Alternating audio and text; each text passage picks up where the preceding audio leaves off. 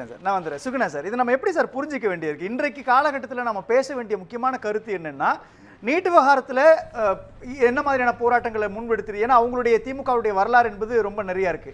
NEET விவகாரத்தில் திமுக பேசுது, தாவேகா பேசல அப்படின்னு பேச வேண்டிய இடத்துல திமுக பாஜகவோடு கூட்டணி அமைச்சிடும் அப்படின்ற ஒரு நெரேட்டிவ் செட் பண்ணப்படுது இல்லையா?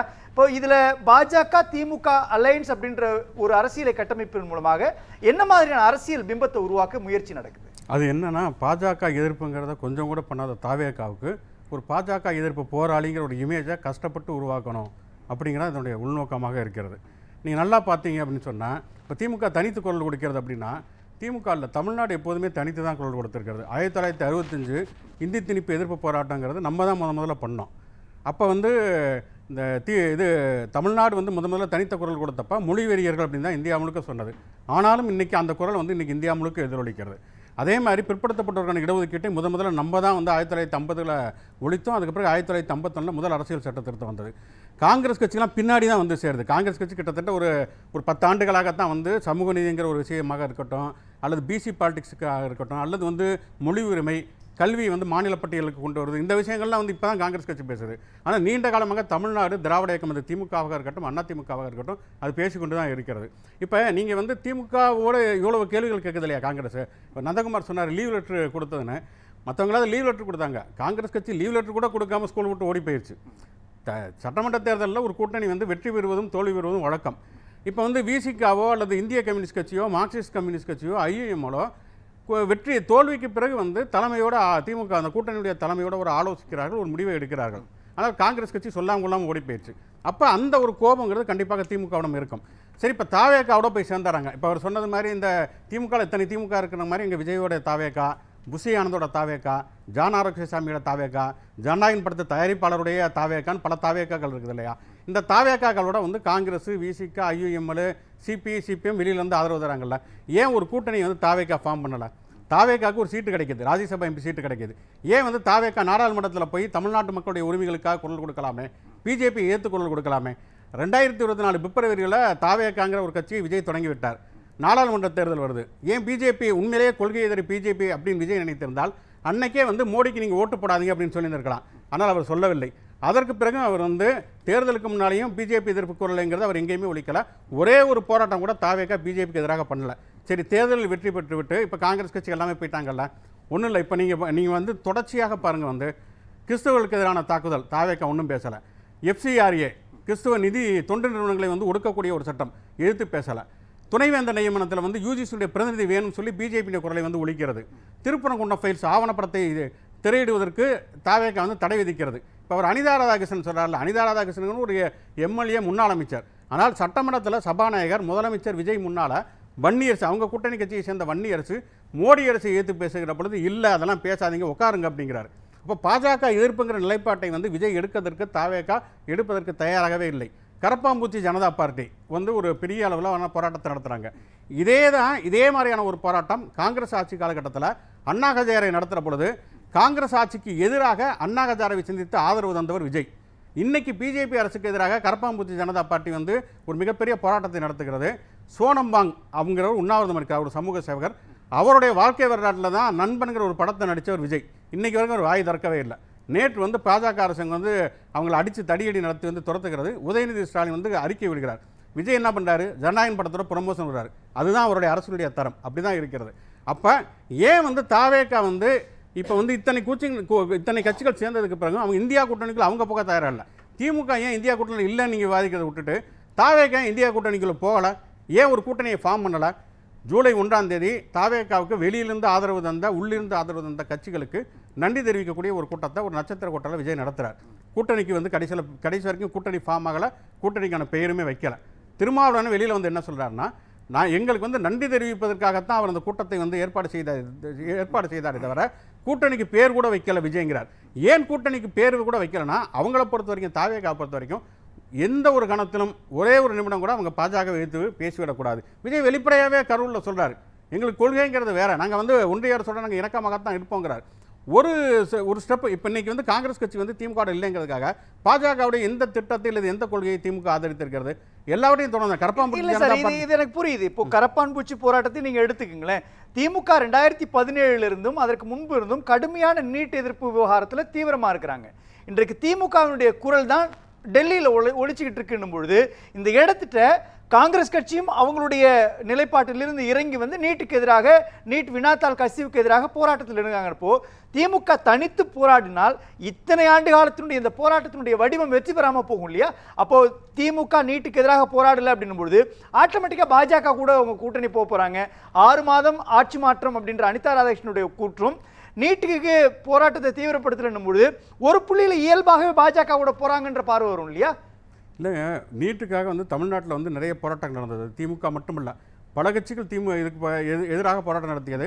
இன்னும் சொல்லப்போனால் அதிமுக கூட வந்து அரசு பள்ளி மாணவர்களுக்கான இடஒதுக்கீட்டுலாம் கொண்டு வந்தாங்க. அதுவும் நீட்டுக்கு எதிரான போராட்டம் தான்.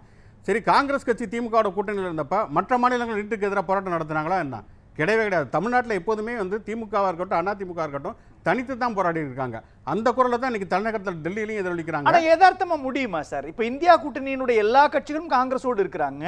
தமிழ்நாட்டினுடைய நலன், மாநிலத்தினுடைய நலன், சட்டவிரோதமான சட்டங்களுக்கு எதிரான நலன்னு சொல்லி நீங்க திமுக பேசும்பொழுது தனித்த குரல் வெற்றியை தருமா அப்படின்னும் பொழுது காங்கிரஸ் கட்சி கூட இருக்க வேண்டிய தேவையும் நிர்பந்தமும் இருக்கு இல்லையா? அப்ப எப்படி அவங்க சக்சஸ் பண்ணுவாங்க அதுல? இல்ல இந்த நிலைமைக்கு பொறுப்பேற்க வேண்டியது யார்? காங்கிரஸா திமுகவா? காங்கிரஸ் கட்சிக்கா திமுக? திமுக காங்கிரஸ் இணைந்து ஒரு தேர்தலை சந்திக்கிறார்கள். இவங்களுடைய வாக்குகள் அவங்களுக்கும் போயிருக்கு, அவங்களுடைய வாக்குகள் இவங்களுக்கும் போயிருக்கு. அவங்க வந்து அவங்க கேட்ட வந்த சீட்டும் தர்றாங்க. ஒரு ஒரு ஒரு இழுவரிக்கு பிறகு தர்றாங்க. ராஜ்யசபா எம்பி சீட்டு இங்கே ஒன்று வாங்கிறாங்க. திமுகவிட்ட ஒரு ராஜ்யசபா எம்பி சீட்டு வாங்கிய திமுக நீங்கள் இந்த இவ்வளவு கேள்வி கேட்டிங்கன்னா நீங்கள் அங்கே போய் 2 அமைச்சர் பதவியும் ஒரு ராஜ்யசபா எம்பி சீட்டும் வாங்கிறீங்க இல்லையா? தாவேக்காட்டையும் ஒரு கேள்வி கூட காங்கிரஸ் கேட்கவே மாட்டேங்குது. ஏன் நீங்கள் வந்து பாஜக எதிர்ப்பு நிலைப்பாட்டையும் எடுக்க மாட்டேங்கிறீங்க? நீட்டுக்கு எதிராக நீங்கள் உங்களுடைய நிலைப்பாடுங்கிறது என்ன? விஜய் என்ன சொன்னார் முதல்ல தேர்தலுக்கு முன்னாடி? மற்ற முதலமைச்சர்லாம் உட்காந்து கடிதம் தான் எழுதுவாங்க, நான் வந்து அப்படியே எல்லாத்தையுமே தலையில மாத்திருவேனாரு. என்ன பண்ணார்? இன்னும் கடிதம் தான் எழுதிட்டு இருக்காரு. நீட்டுக்கு எதிராக அல்லது இங்கே கொண்டு வரக்கூடிய யூஜிசியில் வந்து துணைவேந்தர் நியமனத்தில் யூஜிசி பிரதிநிதியை வந்து எல்லாவற்றையுமே இவங்க வந்து ஏற்றுக்கொண்டு தானே இருக்கிறீங்க. அப்போ நீங்கள் என்ன அதுக்கான எதிர்ப்பு வைக்கிறீங்க? மாறா என்ன பண்ணுறீங்க? காமராஜருக்கு பிறகு நேர்மையான முதலமைச்சர் விஜய் தாங்கிறார் மாணிக்கம் தாகூர். பக்தவச்சலம் என்ன ஆனார்? அப்போ காங்கிரஸ் கட்சிங்கிறது கிட்டத்தட்ட வந்து தாவேக்காவுடைய கிளைப்பிரிவாக மாறிவிட்டதுங்கிறப்ப உங்களுக்கு ஒரு தேவை வரும்போது மட்டும் திமுக மட்டுமே நீங்கள் கேள்வி வைப்பதில் என்ன விதமான ஒரு தேவை இருக்கிறது, என்ன நோக்கம் இருக்கிறது? அல்லது திமுக பிஜேபிக்கும் போயிருச்சா? பிஜேபியுடைய ஏதாவது ஒரு நிலைப்பாட்டை வந்து இந்த தேர்தல் முடிவுகளுக்கு பிறகு எதையாவது ஒன்று எடுத்திருக்கிறதா? ஒன்றுமே எடுக்கலை. ஆனால் எல்லாவற்றையுமே தாவேக்கா எடுத்திருக்கு. 2026 சட்டமன்ற தேர்தல் முடிவுகளுக்கு பிறகு பிஜேபியுடைய எந்த ஒரு கொள்கையோ எந்த ஒரு திட்டத்தையோ திமுக ஆதரிக்கலை. ஆனால் தாவேக்கா வரிசையாக ஆதரிச்சுக்கிட்டே இருக்குது. யூஜிசியிலிருந்து ஆரம்பித்து அணுக்கழிவு சுரங்கத்தை எடுத்துக்கோங்க. இதே தாவேக்கா தேர்தல் அறிக்கையில் சொன்னது நாங்கள் அணுக்கழிவு சுரங்கத்தை கொண்டு வர மாட்டோம்னு. இன்னைக்கு ஒன்றிய அரசு அணுக்கழிவு சுரங்கத்தை கொண்டு வராங்க. பரந்தூர் விமான நிலையத்தை எடுத்துங்க. பரந்தூர் விமான நிலையத்துக்கு எதிராக முதல்ல வீட்டை விட்டு வெளியில் விஜய் வந்ததே பரந்தூர் விமான நிலைய போராட்டத்துக்காக.